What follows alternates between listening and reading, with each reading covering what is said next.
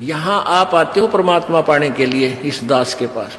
आपको यहाँ कोई उलट सुलट बोल भी जाता है, कोई उसकी परवाह नहीं करनी, जिसने भगवान चाहिए। मान अमान करो क्यों ना कोई, चाहे समाज वाले भी आपका मान अपमान करें। और मम संत शरण जगत जान छोई, यानी यहाँ थोड़ी सी अपने अपने विचारों में भी अंतर होता है।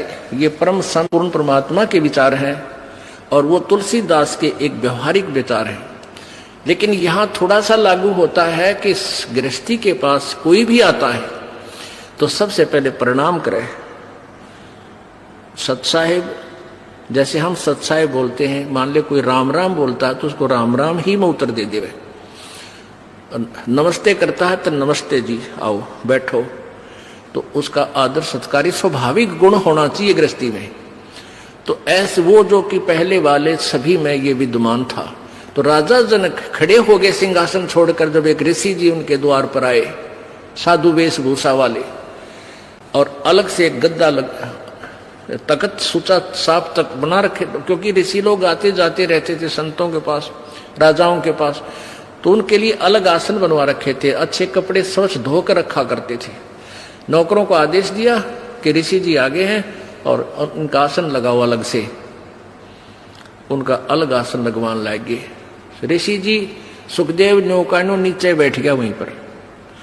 तो राजा जनक दौड़कर निकट आए, महाराज यहाँ ना बैठो, महाराज मेरा अपमान ना करो, अपमान ना करो, यहाँ बैठो। उन्होंने बोला नहीं मैं यहीं बैठूंगा।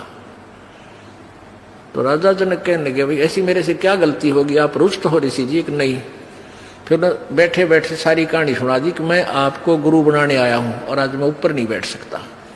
अब सुथरे दिन आ गए, नरमा गया तो भगवान के निकट आ गया। सुखदेव ऋषि बोला कि, और राजा जनक कहने लगे महाराज मेरा क्यों मजाक उड़ाओ, आप तो जन दुनिया को ज्ञान देने वाले, और सूर्य को दीपक क्या दिखाऊंगा मैं। न सारी कहानी बता दी कि मैं ऐसे ऐसे ऋषि भगवान विष्णु के लोक में गया था, उन्होंने मुझे वहां अलाउड नहीं किया। उन्होंने कहा कि मैं आपको गुरु बनाऊं, फिर भक्ति करूं, तब मैं स्वर्ग जाऊंगा, मुझे स्वर्ग जाना है। फिर राजा जनक के जचगी भाई इब तक मैं ठीक बोलता दिखा है। कहने लगा ठीक है महाराज, मैं सुबह नहा धो के स्नान करके सुबह नाम दूंगा तेरे को। अब वो थोड़ी बहुत ज्ञान तो हो जा है कि भाई ये किस टाइप के इंसान होया करेंगे, गृहस्थी ने देख के भी से नफरत करते हैं, ये जो नकली से होया करें। इसकी सारी फड़काड़नी चाहा था, परीक्षा भी लेना चाहा था। उसने अलग से एक मकान में उनकी रहने की व्यवस्था करवा दी और वहां एक लड़की की, एक युवा लड़की की ड्यूटी लगा दी कि आप इनकी केयर टेक करो, अतिथि आए हैं, खाना खिलाओ, कपड़े बिछाओ इनके, और कोई असुविधा ना रहे, रात को भी इनके पास। सारी तो उसको ट्रेनिंग दे दी थी लड़की को राजा जनक ने। अब सुखदेव ऋषि अपना आसन पर लेट गया, खाट पे चारपाई पर जो तख्त लगा रखा था। वो लड़की रात्रि के समय जाकर के उसके तख्त पर बैठ गई। सुखदेव ऋषि ने पैर पीछे को कर लिए, वो और निकट आ गई। वो थोड़ा सा और आगे को सरका, वो और निकट हुई तो उठ कर दूर खड़ा हो गया। कहने लगा बहन तू बाहर चली जा। वह लड़की बाहर आ गई। राजा जनक ने पूछा कि क्या क्रिया रही बेटी, कैसा है ये ऋषि जी? ने बोले जी ऋषि जी पक्का है, ऐसे ऐसे मैं बेड पर बैठी आपके आदेश अनुसार। तो इसने सारी ऐसे ऐसी क्रिया बताई, खड़ा हो गया और बाद में बोला बेटी बहन बाहर चली जा। तो बोला ठीक है। अब क्या हुआ कि वो उसका नीचे बिछा दिया कपड़ा, जैसे दरी वरी जो बिछा, वो बैठ गया भगत की तरह और कहने लगे बैठ जा ऋषि जी, अब मैं तुझे उपदेश दूंगा, पहले मैं नहा लूं, स्नान कर लेता हूं। अब गरीबदास जी ने अपनी वाणी में लिखा है कि राजा जनक के हजारों की संख्या में रानियां थी, पत्नी थी। उनमें से एक पटरानी होती है, जो सबसे पहले जो शादी की जाती है उसको पटरानी बोलते हैं, मुख्य पत्नी। बड़ी सुशील, अच्छी भक्ति करने वाली, साध्वी टाइप थी। उसको कहा राजा जनक ने कि मैं नहाऊंगा, और पानी गर्म करा, बता दिया था सारा, उसको ट्रेनिंग दे दी थी। वहीं पर जहां इस पहले बड़े बड़े दरवाजे होते थे, वहीं इधर सुखदेव ऋषि बैठा और इस साइड में लगा का चूल्हा ईंटा का, और ऊपर धर दिया पतीला और नीचे बाल दिए लकड़, सूखी लकड़, और पानी न्यो उबला जो कर चाय बनाया करे, बनाते उबला करे। और राजा जनक का वहीं साथ में नहाने के लिए पाटड़ा डाल दिया, और राजा जनक वहां नहाने के लिए विराजमान हो गया, धोती बांध के। और वो रानी जो पटरानी थी उसकी, वो लोटा भरे उस उबलते जल में थे, चूल्हे वाले पन्नों का नो पतीला ऊपर रखा है, और राजा जनक की चोटी में घेरे रास गेला नवावे, और वो पानी राजा जनक पर डाल रानी तो, और सुखदेव नो है जलेगा भी हो। अब वो पानी उस पर गिरे, सुखदेव पीछे नो है।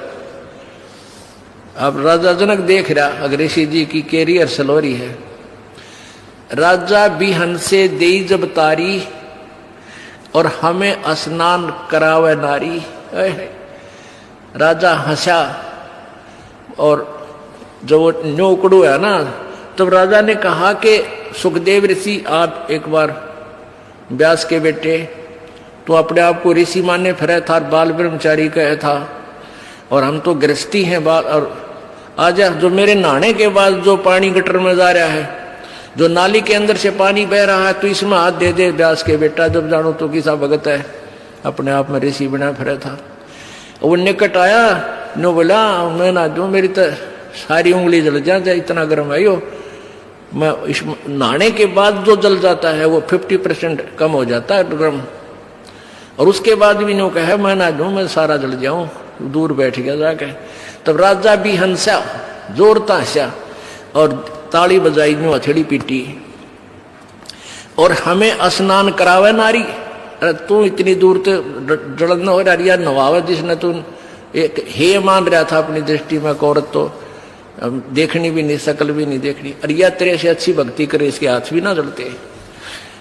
और ऐसा योग कमाया पूता बेटा, यो के इतना भक्ति करी, के साधना की, और क्या हुआ जो इंद्री धूता। अरे इस क्या हो गया, तन इंद्रियों को काबू करने की चेष्टा कर रही है, इनके खच्चम खच्चा हो रहा। इंद्री कर्म लगाओ किसके, जैसे जिव्या लेप नहीं मधुरस के। नालायकी इस इंद्रियां का के दोष है भाई, इन तू रोके बैठा, अब जीभ के शहद लगा दे, 1 सेकंड में टेस्ट करके नीचे न कर देगी, जीभ का निशान भी ना पाओ मत होगा। तो इंद्रियां का कर्म नहीं लगे, तेरे मन के कर्म लगेंगे, और मन में दोष आए बिना रह नहीं सकता बेटा, ते तो कितनी बात बना दे। या वो भी जान गया भाई मन तो दुष्ट है, तो 1 मिनट में करा के बूंदी सोच जा, फिर सेकंड में कुछ और सोच ले। तो कहते हैं इंद्री कर्म लगाओगे किसके, जिव्या लेप नहीं बदुरस के। काफी ज्ञान दिया, फिर समझाया उसको। फिर क्या बताया कि रात्रि के समय ये लड़की तेरे बेड पर बैठी, और तेरी क्या स्थिति थी, क्यों डर गया, या कोई खावा थी तेरे को, तेरे में ज्ञान नहीं, विवेक नहीं, अब तू आत्म तत्व में भी नहीं है, परमात्मा के निकट कहां, तो बहुत देर की बात है। योगी पुरुष आत्म तत्व में आ जाते हैं, स्त्री और पुरुष की आत्मा में उन्हें भिन्नता नजर नहीं आती। अगर तू थोड़ा बहुत आत्म तत्व में भी आ रहा होता, तो भी तेरे अंदर ये शुक्र पैदा ना होती, और बैठ जाता, कहता जा बेटी बैठ, आओ भाई बैठो, बात परमात्मा की चर्चा शुरू करता, उसको ज्ञान सुनाने लग जाता। अब पे दोष खत्म था, तेरे अंदर दोष था, इसलिए तो सुकड़ा इस तरह। एक बार सांग देखने चले गए 2 जने, एक तो पहले जाता था, एक पहली बार गया था, और वो लड़के उस समय लड़कियों का ही रोल बना के और मेल फीमेल का रोल करा करते हैं। तो नाच रहे थे, कोई गा रहा था, अच्छे सुसज्जित कपड़े मेकअप कर रखी थी। तो पहली बार जो लड़का गया था वो कहा दूसरे देख के सुंदर लड़की, देख किसा बढ़िया नाच है, वो दूसरा बोला लड़की को ना, यो लड़का है, उसका ना जचिया बात है ना, तने नहीं बेरा। वो फिर शाम के समय जब वो वहां अपना स्वांग करके, वो ड्रामा पूरा करके, जब जहां वो रुके थे किसी चौपाल में वहां गए, वो पहले जो सत्संग सुन जिसने वो सांग देख रखे थे, वो अपने साथी को लेकर वहां चला गया। किसको? जो पहली बार गया था। कहाँ? जहां वो रुके हुए थे, उनके साथ साथ चले गए। उन बच्चों ने जाते ही वो सारा मेकअप उतार के, कपड़े निकाल के नारे नारे टांग दिए, और वो लड़के नो के नो कच्चे कच्चे में खड़े। तब उसका यकीन हुआ, जो पहली बार सांग देखने गया था, अगर तो छोरे थे, छोरी कोई ना थी। अब अगले दिन जब वो सांग देखने गया, वो नाचा भी था वो लड़का, और लड़की का मेकअप भी था, पर उसने लड़की नजर नहीं आई थी, वो लड़का दिखा था। तो ऐसे ही जब आत्मज्ञान में भी होता, सुखदेव तू तने या लड़की नहीं दिखा, तू तो ड्रामा कर रहा था बेटा, अपना कल्याण करा ले। बोलो सतगुरुदेव। आज सुबह के सत्संग में आप जी ने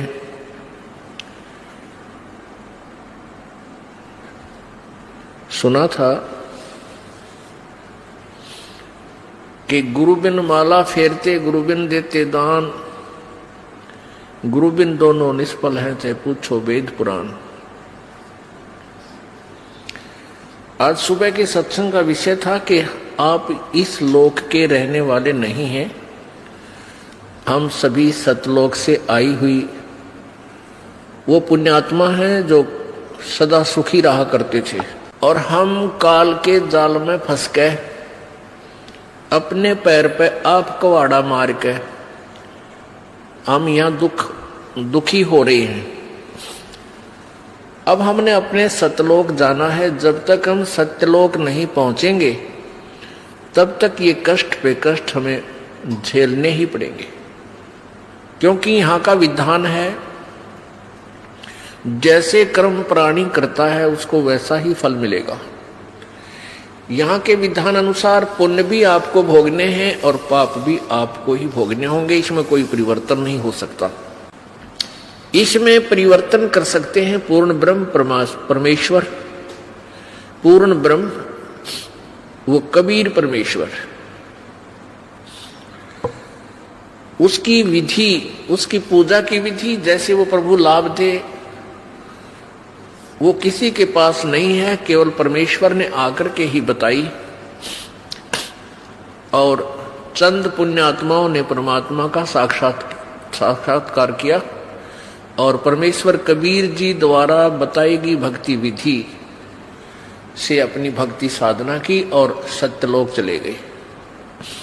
उनमें से कौन कौन है? आदरणीय धर्मदास साहिब जी, आदरणीय मलुकदास साहिब जी, आदरणीय दादू साहिब जी, आदरणीय नानक साहिब जी, आदरणीय घीसा दास साहिब जी, आदरणीय गरीबदास साहिब जी।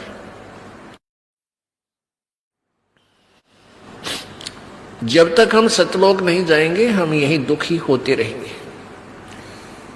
आज सुबह के सत्संग में आपने सुना था कि सतलोक जाने के लिए गुरुजी की आवश्यकता पड़ती है।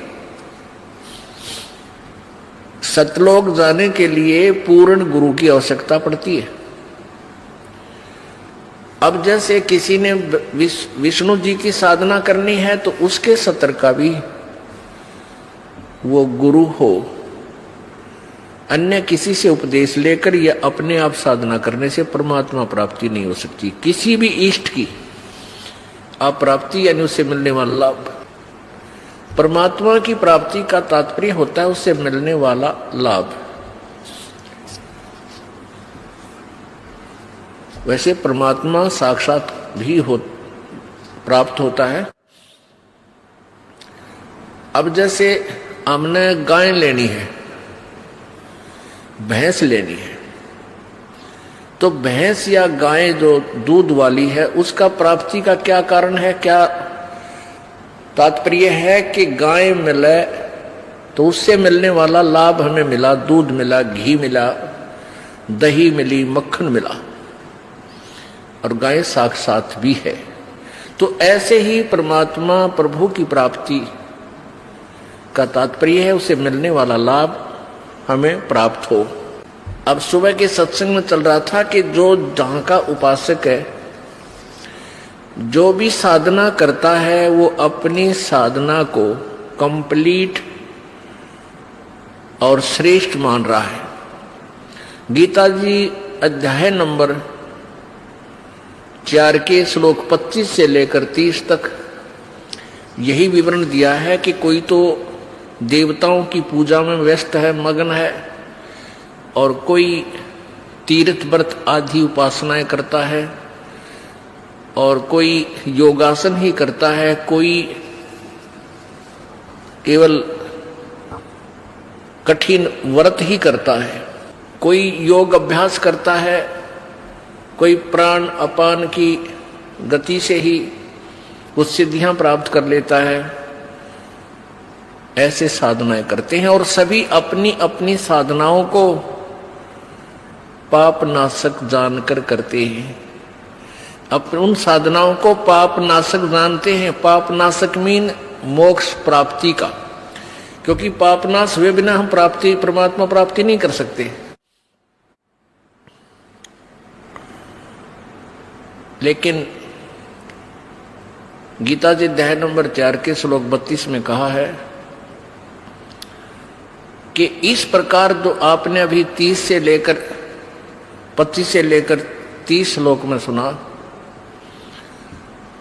इस प्रकार के बहुत से विस्तार से यज्ञ अनुष्ठान तत्व ज्ञान उस पूर्ण परमात्मा सच्चिदानंद घन की वाणी में विस्तार से कहे गए हैं, उनको सुनो। उनके लिए कहां जाना है?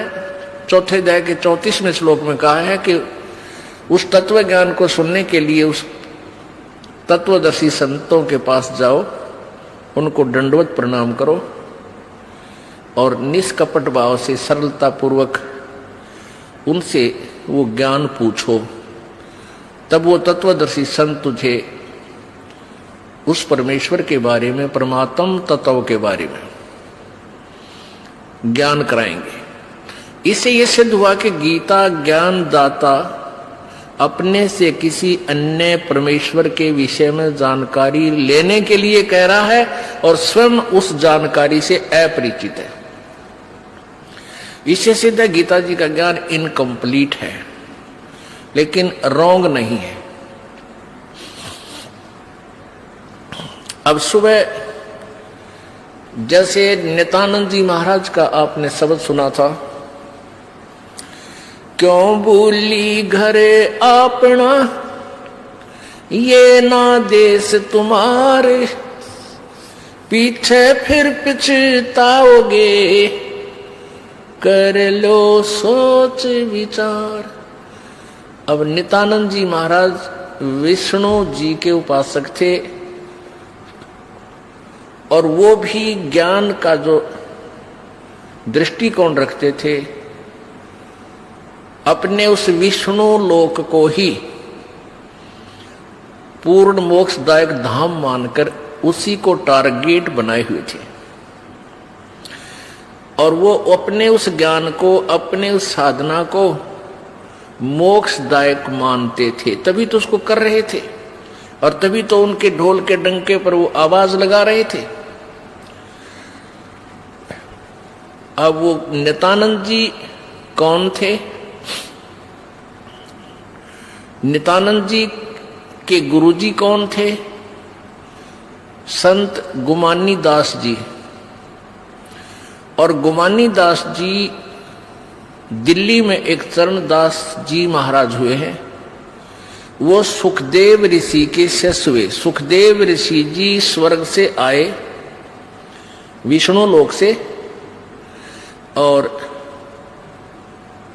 चरणदास जी को दिल्ली में मिले, उनको अपना शिष्य बनाया और स्वर्ग तक के ज्ञान से उसको परिपूर्ण किया। उस चरणदास जी महाराज की परंपरा में उनके ही ज्ञान के आधार से आगे चल के एक गुमानी दास जी संत हुए। वो इस नित्यानंद महाराज के गुरुदेव थे। तो इससे सिद्ध हो गया कि ये कौन से कुएं का पानी है। ये स्वर्ग तक की साधना श्री नित्यानंद जी महाराज किया करते थे, संत नित्यानंद जी। तो और वो सुखदेव को कैसे ज्ञान प्राप्त हुआ आपको सुबह बताया। अब सुबह आपको बताया तो वही ज्ञान संत गरीबदास जी महाराज जी ने अपनी अमृतवाणी में लिखा है। और कैसे राजा जनक ने उस बूढ़ी आत्मा को समझाया। अब जैसे कि सुखदेव ऋषि जी को भगवान विष्णु ने भी ये कह दिया था कि आप जाइए और राजा जनक से उपदेश लीजिए। उसी आधार से उसने राजा जनक से उपदेश लिया। फिर राजा जनक ने उनको सुखदेव को बताया कि जो साधना, जिस सिद्धि को प्राप्त करके आप घूम रहे हो, इससे आपका मोक्ष नहीं है। अब गरीबदास जी की वाणी का आनंद, यानी परमात्मा सच्चिदानंद घन की वाणी है ये। परमेश्वर कबीर जी ने गरीबदास जी महाराज जी के अंतःकरण में, अर्थात इस कंप्यूटर में, उनकी आत्मा में, आत्मा की जिप में वो डाल दिया अपना पूरा मटेरियल, पूरा ज्ञान भर दिया। तो गरीबदास साहिब जी ने क्या बताया है,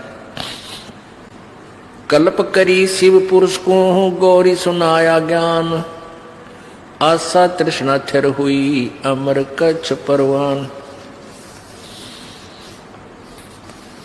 सुनत ज्ञान अनभय पद बाणी, अंड फूट चेतन भय प्राणी।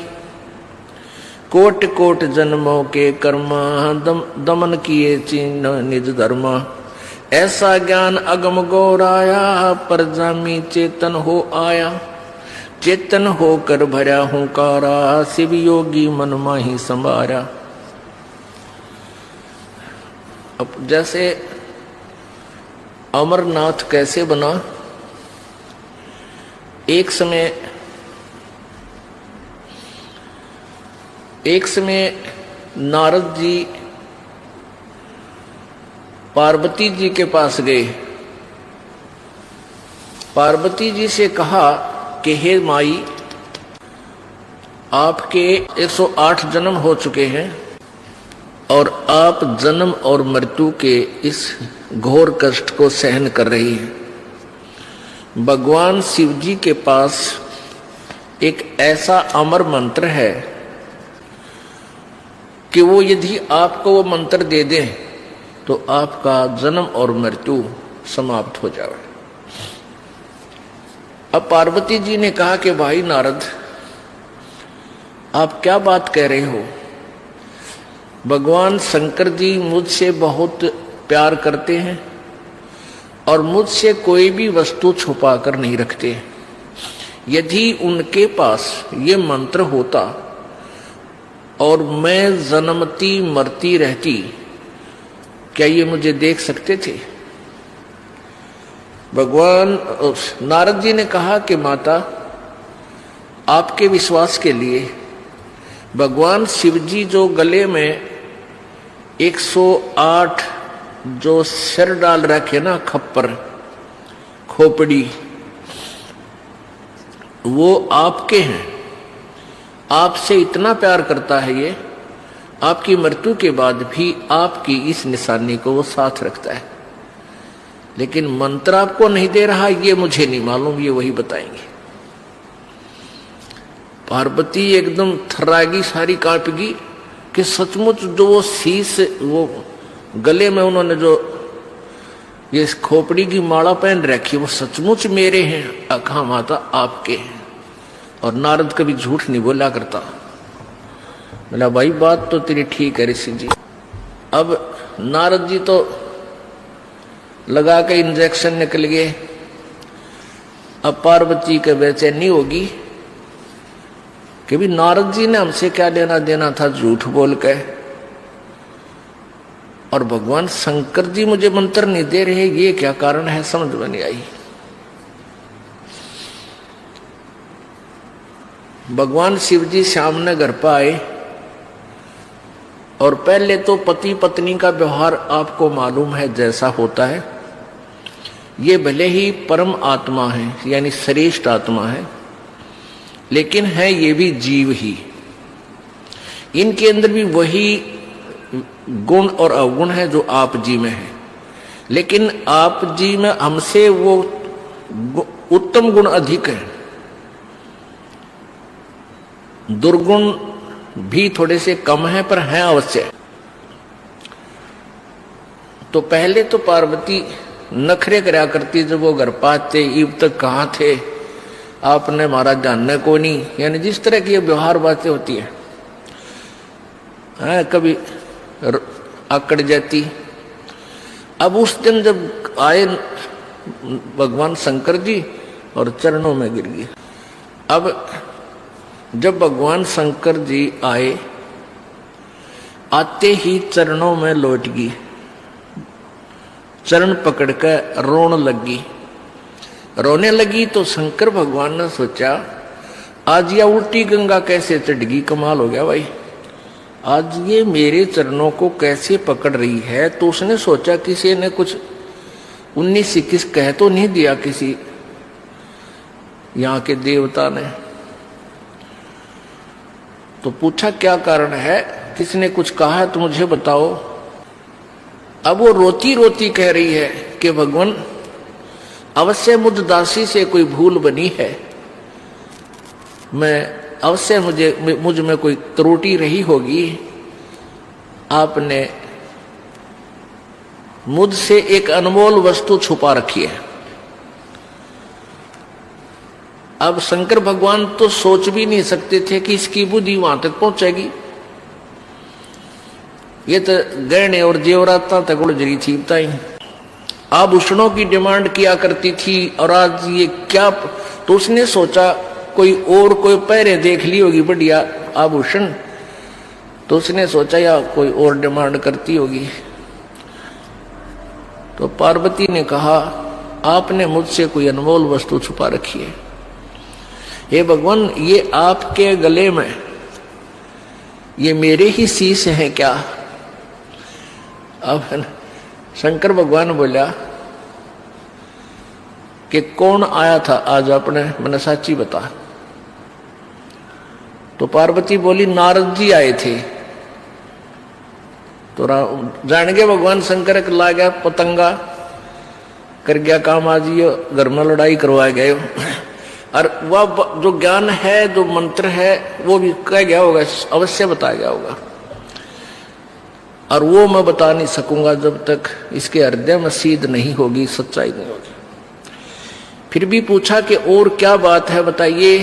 कहने लगा कि भगवान आपने मुझसे एक अनमोल मंत्र छुपा रखा है, मैं जन्मती हूं मरती हूं, आप मुझसे कितना प्यार करते हो, आप दुखी नहीं हुए होगे। भगवान शंकर बोला आज ये तेरी बुद्धि की बात को ना, ये किसने ज्ञान दिया तेरे थे कि नारद मुनि जी आए थे और आज मुझे काफी देर तक सत्संग के माध्यम से ये ज्ञान सुनाया। हे प्रभु मैं तो बालक हूँ, आपके चरणों की दासी हूँ, भोली भाली हूँ, मुझसे कोई त्रुटि रही तो माफ करो प्रभु, मुझे वो मोक्ष मार्ग बता दो। अब शंकर भगवान बोला सुन ले पार्वती, जहां तक आपका प्रश्न है कि क्या मुझे दुख नहीं हुआ होगा जब तू जन्मती और मरती थी, मैं बहुत दुखी होता था। ये जितने भी शर हैं तेरे, ये शीश है, ये खोपड़ी है, ये तेरी ही है, और तू मरती थी मुझे असीम पीड़ा होती थी, और तेरी याद रखने के लिए वो खोपड़ी में अपने गले में डाल लेता था, सीने के लगा कर रखता था, लेकिन मैं मंत्र तुझे नहीं दे सका। पार्वती ने कहा प्रभु क्या कारण रहा, कि कारण ये रहा कि जब तक ये ऐसा अनमोल मंत्र है ये वैसे नहीं बताया जा सकता। अति अधीन दीन हो प्राणी तब ये कहना अकथ कहानी। जैसे सीप समुद्र में होती है, एक सीप,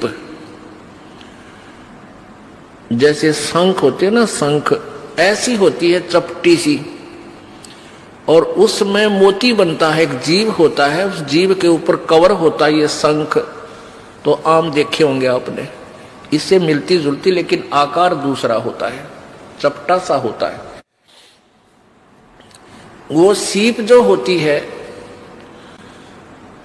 वो समुद्र में रहती है, खारे समुद्र को ग्रहण नहीं करती। जब उसके अंदर उसकी इच्छा होती है मोती बनाने की सीप के अंदर, तो समुद्र के ऊपरी सतह पर आती है, उसमें मुंह खोल लेती है ऊपर, और ऊपर से जब आसमान से वर्षा हो रही होती है उसमें से एक बूंद वर्षा की ग्रहण करके मुंह बंद कर लेती है, और फिर उसमें वो मोती बन जाता है। और सीप का मुंह खुला ना हो, सीप का मुंह बंद हो, और वो ऊपरी सतह पर हो, चाहे पूरा सामन बरस जा, कितना वर्षा हो ले, वो उसमें मोती नहीं बन सकते, क्योंकि वो वस्तु अंदर नहीं जा सकी। तो भगवान शिव जी ने कहा कि अभी तक तेरे अंतःकरण में डिमांड नहीं थी इस मंत्र के पाने की।